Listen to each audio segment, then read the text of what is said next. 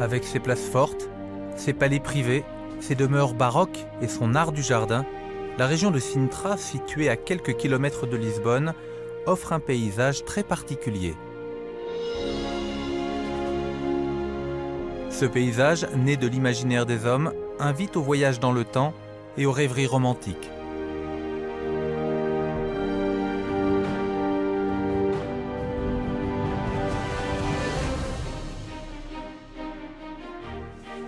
L'ambiance est assez singulière, étrange ici à Sintra. L'architecture y est hétéroclite, disparate. On a l'impression d'évoluer dans un décor quasi irréel. Même la végétation, qui est constituée de plantes locales et d'essences exotiques, a l'air un peu comme sortie d'un rêve. La raison en est que Sintra a été au XIXe siècle un haut lieu du romantisme, et vous allez voir comment et à quel point ce mouvement artistique a transformé le paysage.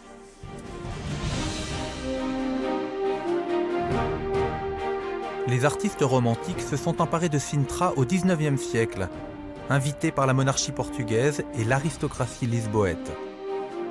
Ces élites en avaient fait depuis longtemps leur lieu de villégiature, appréciant sa fraîcheur en été, loin des 40 degrés de Lisbonne. Certaines résidences secondaires ont peu à peu été transformées en palais. Les architectes, les peintres, ont voulu rendre sensible la suprématie de la nature sur l'homme. Ils ont intégré dans leurs œuvres différents courants artistiques et principalement le gothique. Peña, le plus imposant de ces palais, domine la montagne de Sintra, à 500 mètres d'altitude. 46 ans de travaux ont été nécessaires pour achever en 1885 le premier des palais romantiques d'Europe. Après la proclamation de la République en 1910, l'édifice, devenu propriété de l'État, a été ouvert au public. C'est aujourd'hui le monument le plus visité du Portugal.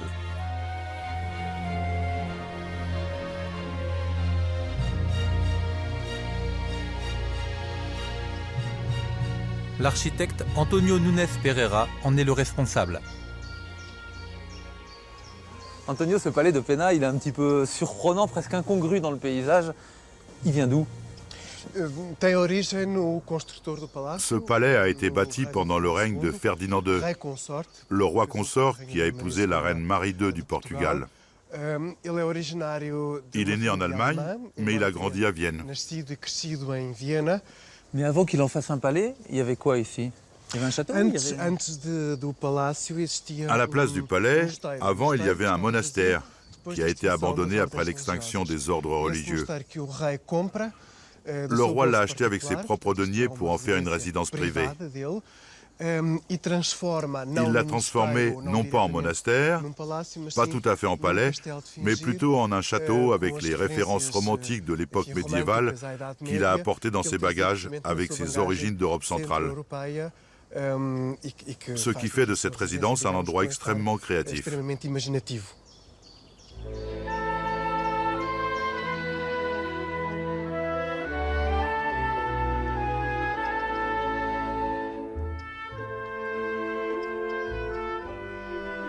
De ce côté, on a une perspective encore plus belle avec les différents styles que le palais présente, notamment ici, en bas, avec la porte rose d'influence mauresque, comme la porte des ambassadeurs que l'on retrouve à l'Alhambra de Grenade. Là, on a le tunnel avec ses arcs gothiques de style médiéval, qui fait référence à l'architecture des châteaux de cette époque. Derrière nous, on a une arcade qui réunit de nombreux éléments médiévaux et mauresques, surtout les arcs en relief. On trouve d'autres influences du Moyen-Âge, comme les tours qui coiffent l'entrée. On a aussi des fenêtres de style manuélin. Ailleurs, on trouve une grande influence indienne. Et on a, dans le nouveau palais, une forme de style florentin.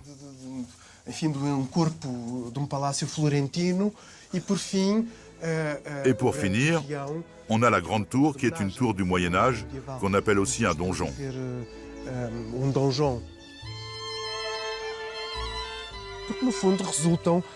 L'ensemble résulte d'une idée complètement fantaisiste de ces époques. Dans le romantisme, classiquement, on retrouve un rapport un petit peu inquiet à la nature, une représentation souvent un petit peu menaçante. Est-ce que c'est ça qu'on retrouve avec cette statue, espèce de triton un peu rigolard? Je pense que oui. La relation avec la nature est très spécifique du XIXe siècle, née d'un concept, d'une philosophie qui traite du sublime. Et le sublime dans la relation avec la nature, qui peut être douce ou extrêmement puissante, nous permet de ressentir des émotions intimes loin de la rationalité cartésienne du XVIIIe siècle. C'est une figure probablement inspirée de légendes qui évoquait un triton qui existait sur une des plages voisines de Vastapena. C'est une figure grotesque et effrayante, mi-homme, mi-poisson, avec un arbre qui sort de sa tête. Cette présence et cette dimension dans le palais sont comme un avertissement menaçant. On entre quand même? Sans souci, on a déjà dépassé le seuil.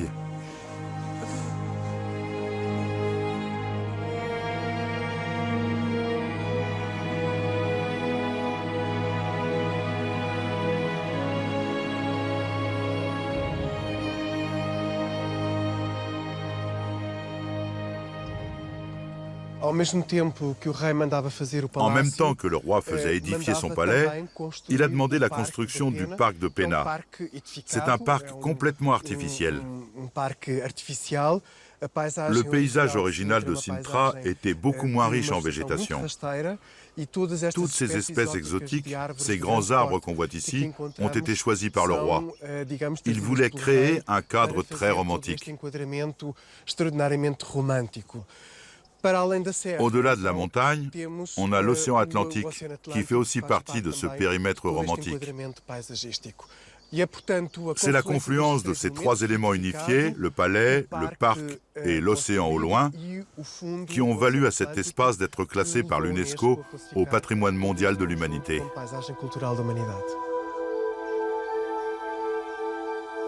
Les paysages de Sintra s'étirent sur 40 km jusqu'à la pointe la plus occidentale du continent européen. Un Finistère où la terre rencontre l'océan Atlantique. En 1503, le roi Manuel Ier a vu revenir ici Vasco de Gama et ses navigateurs portugais partis découvrir le monde. Les poètes romantiques ont fait de Cabo da Roca, le cap du rocher, un lieu mythique où la mort guette les bateaux partis défier l'océan. Et pour les peintres de cette époque, les paysages exaltent le mystère et le fantastique, le désordre et le rêve.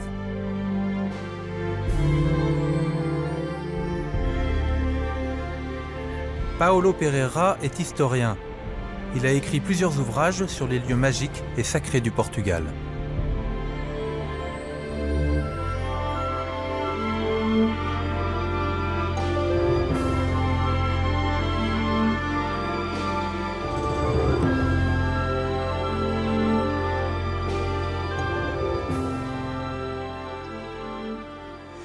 Cette ruine, c'était la chapelle de Saint-Cernin. Elle fut fondée au XIIe siècle. Plus tard, au XVIIe siècle, on a construit plus haut la chapelle Notre-Dame de la Concession, qui est encore aujourd'hui un lieu de pèlerinage. Paolo, ce sont des lieux de culte qui ont été construits sur d'anciens sites païens? Oui, ce sont des lieux qui ont un rôle unificateur religieux, typique des cultes qu'on trouve dans les Finistères. Et on peut parler d'une sacralisation de toute la montagne jusqu'à Sintra? La montagne est connue depuis l'époque de l'Antiquité grecque et romaine comme le mont de la Lune. Curieusement, dans les recherches archéologiques menées dans la région, on a trouvé près des dolmens des petits croissants de lune, en calcaire et en or.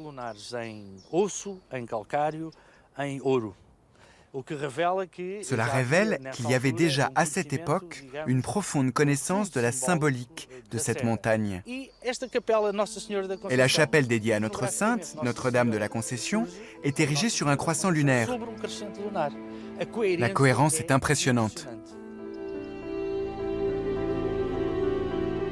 Ce n'est donc pas un hasard si les romantiques se sont appropriés ce petit paradis chargé d'histoire et de sacré. La spiritualité des paysages de Sintra touche tant les élites portugaises qu'elles rachètent toutes les habitations, y compris des ruines, pour en confier la réhabilitation à l'imagination des artistes romantiques.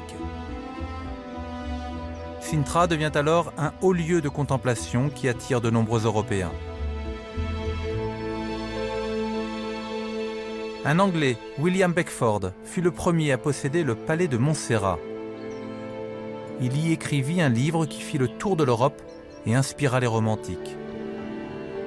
Quelques années plus tard, en 1855, un autre Anglais, Francis Cook, riche négociant en textile, fait l'acquisition de ce qui deviendra le palais de Montserrat et ses jardins tels que nous pouvons les voir aujourd'hui.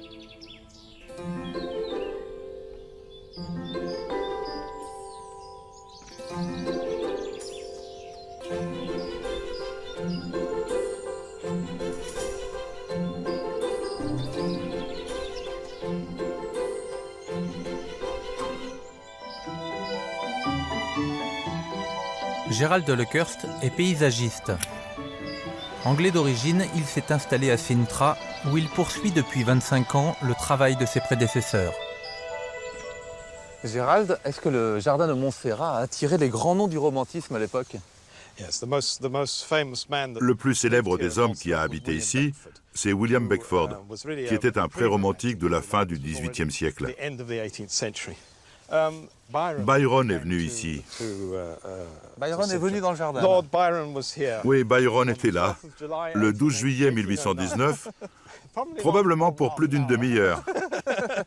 Il a écrit un de ses poèmes les plus connus, Le pèlerinage de Childe Harold, qui décrit son voyage à travers l'Europe, et la première partie se déroule au Portugal. Il écrit sur Montserrat et décrit comment Beckford a vécu ici fastueusement. Mais quand Byron est venu ici, c'était après l'invasion française. Et le palais était en ruine.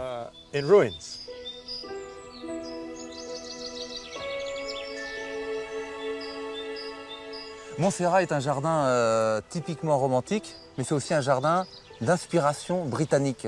On la voit où, cette inspiration britannique? D'abord avec la pelouse. Cette herbe est la plus ancienne. Elle a 200 ans. Et un jardin anglais sans pelouse, ça n'existe pas. Mais ça ne se résume pas à la pelouse. C'est aussi un espace ouvert avec par conséquent une place précise pour les arbres dans le point de vue. La distance avec la mer et la montagne compte aussi. C'est comme des composantes du paysage. Ensuite, on ajoute des éléments dans le paysage, une chapelle en ruine, des bancs, des lacs. Et quel que soit l'endroit où vous vous promenez dans le jardin, ces décors prennent des aspects différents. Tous ces éléments caractérisent le jardin romantique.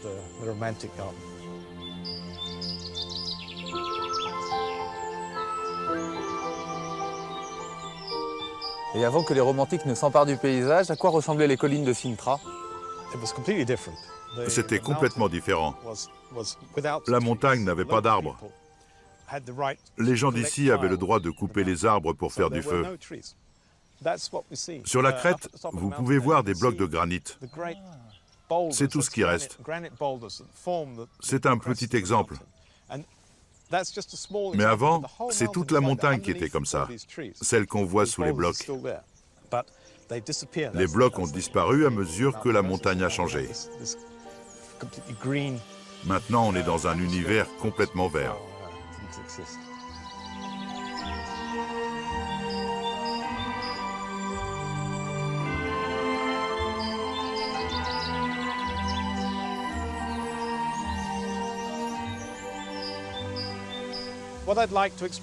J'aimerais vous expliquer pourquoi on est dans un jardin pittoresque.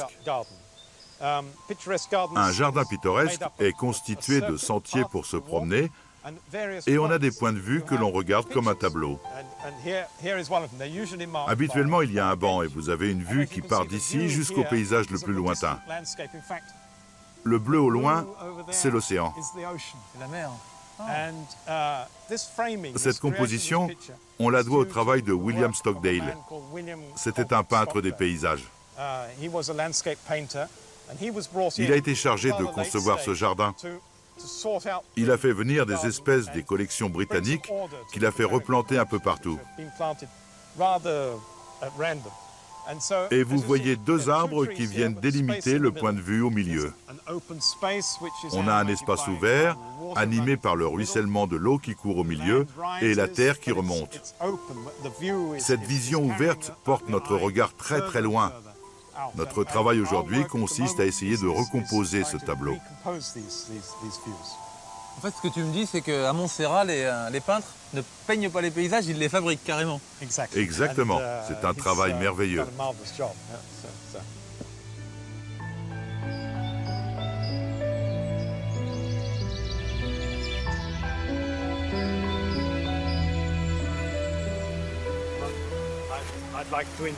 Je voudrais te présenter ma collègue qui vient à notre rencontre, Anna Martins. Elle est biologiste. Elle va t'expliquer qu'on trouve dans ce jardin des plantes qui viennent de partout dans le monde. Anna, si tu me fais visiter le jardin, tu me fais voyager à travers le monde entier par les plantes. Oui, absolument. Bon, alors je vais te suivre et on se retrouve peut-être plus tard alors. D'accord ? Tout à l'heure.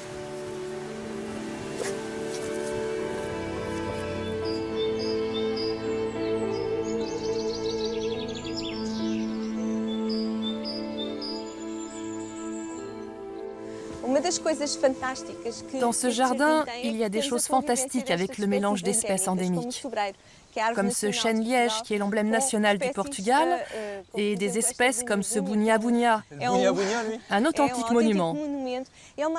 C'est un arbre qui produit des épines et des pignons de 10 kilos. Et il vient d'où le bunya-bunya ? Il vient d'Australie.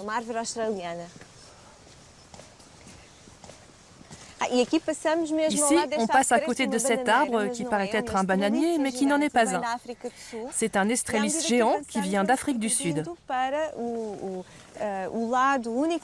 En avançant, on arrive sur l'unique colline située plein sud, donc c'est la zone la plus chaude et la plus sèche. Elle a été choisie pour réunir des espèces d'Afrique du Sud et du Mexique. Des pays chauds. Exactement, les palmiers vivant les uns à côté des autres. À mesure qu'on avance dans le jardin, on sent vraiment des différences de température. Par exemple, maintenant, j'ai chaud et tout à l'heure, là-bas derrière, j'avais froid. De là, on voit que toutes les ambiances du jardin sont très bien pensées pour recevoir les collections. Elles sont plantées de manière à ce que le visiteur fasse un voyage et une expérience authentique dans le monde entier, dans son imagination, passant de continent en continent au fur et à mesure de son déplacement. Il se déplace de surprise en surprise un petit peu, parce que c'est vraiment des plantes incroyables.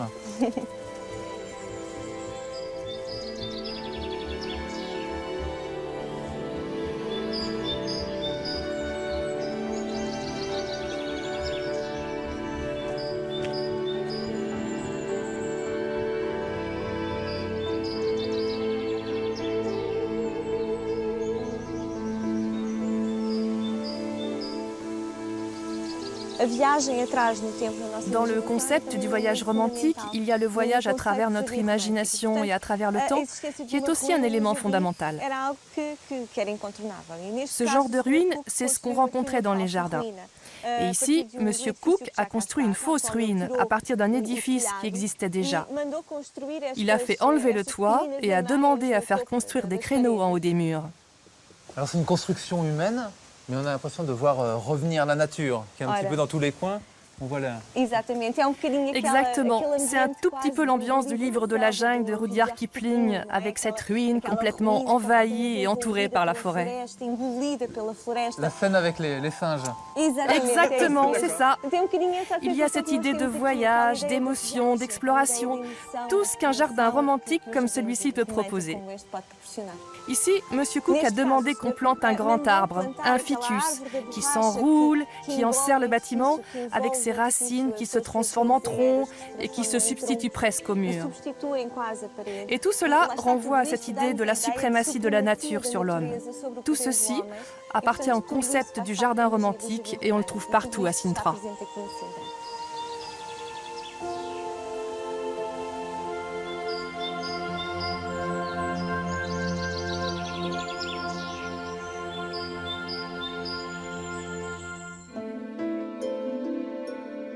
Les ruines et les palais ne sont pas les seuls éléments des paysages culturels de Sintra.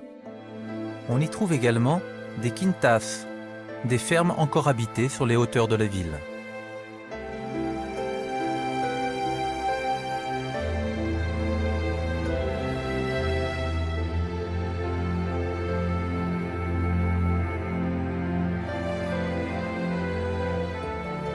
Martino Pimentel a hérité de la maison des Cyprès.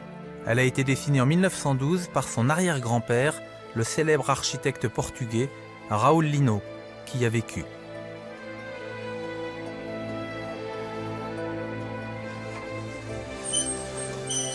Obrigado.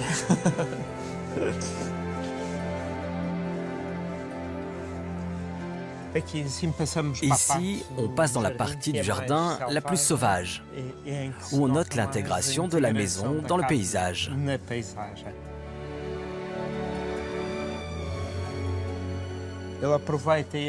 On a profité du chemin qui existait avant la maison. C'était un chemin public. Par ailleurs, on voit que la maison intègre ce rocher dans les murs.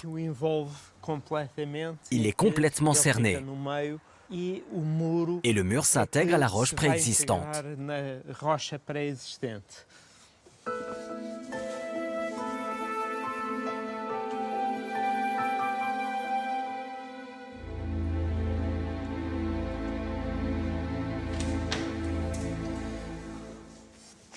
Ah oui, on va de surprise en surprise chez toi.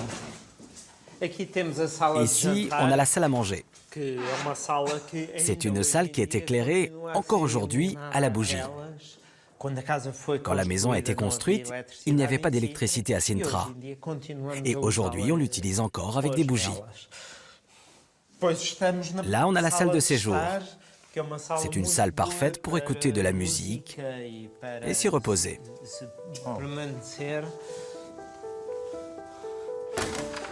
Et on a une ambiance un petit peu british ici. C'est vrai, il y a quelque chose d'anglais. Mais en même temps, il y a le plancher en bois et on a les céramiques qui auraient pu être parfaitement arabes. Ah, t'as une vue incroyable sur Sintra ici. Oui, c'est une intégration du paysage. Au fond, presque comme l'encadrement d'une peinture vivante du paysage de Sintra.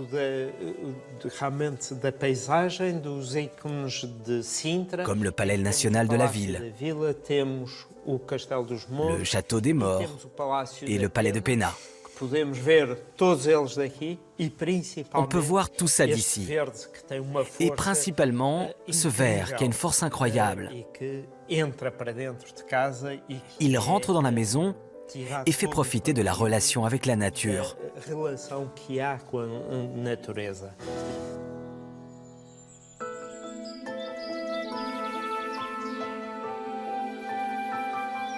Martino, est-ce que tu as l'impression d'avoir le même attachement à Sintra qu'avait ton arrière-grand-père?